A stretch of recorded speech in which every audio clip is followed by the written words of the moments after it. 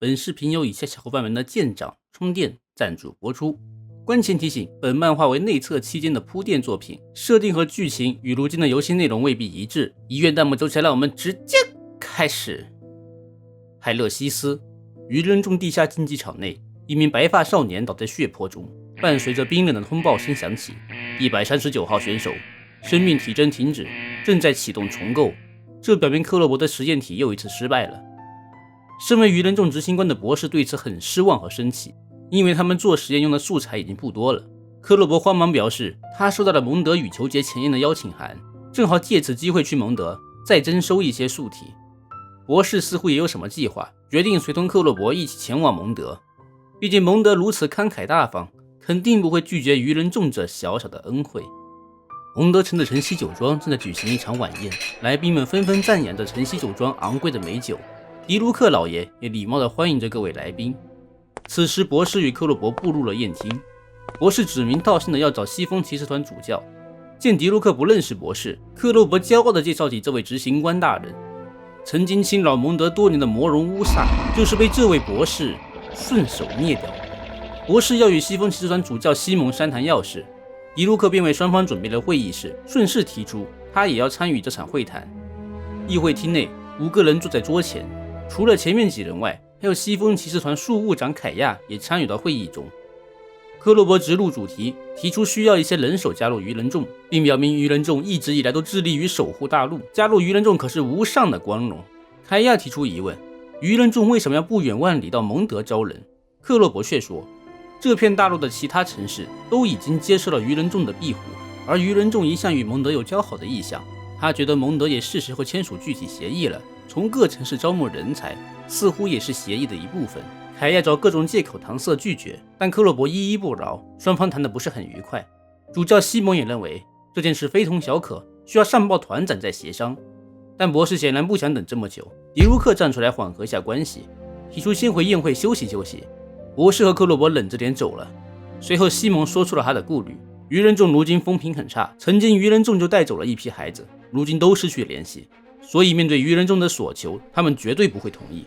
西蒙感叹如今的骑士团实在是太弱小了，没有力量，如果再强大一些，也不会将无辜民众牵扯其中。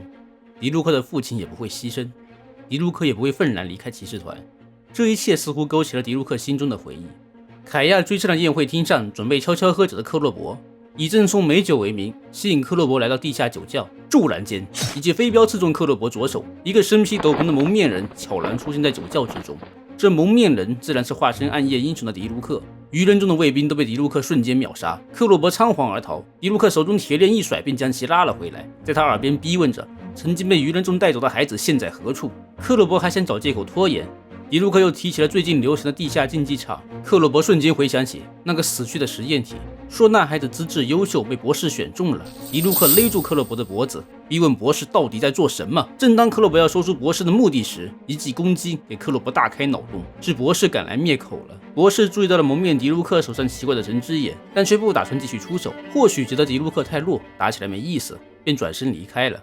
迪卢克卸下伪装，回到晚宴。主教说博士收回要求并离开了，而且还察觉到迪卢克身上似乎有奇怪的气味。迪卢克瞬间扯开了话题，凯亚暗暗询问迪卢克计划如何。迪卢克只说臭虫和鼠辈已经清理了，最难对付的恶龙对酒不感兴趣，指的是已经死去的克洛伯和没有中计的博士。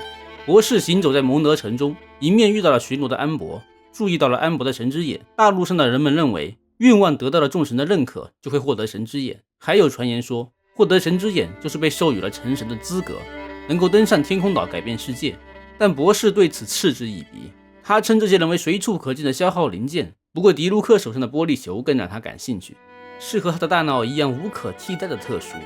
有这个收获也算不虚此行，应该好好奖励一下克洛伯。话说克洛伯去哪儿了？已经被我回收了啊。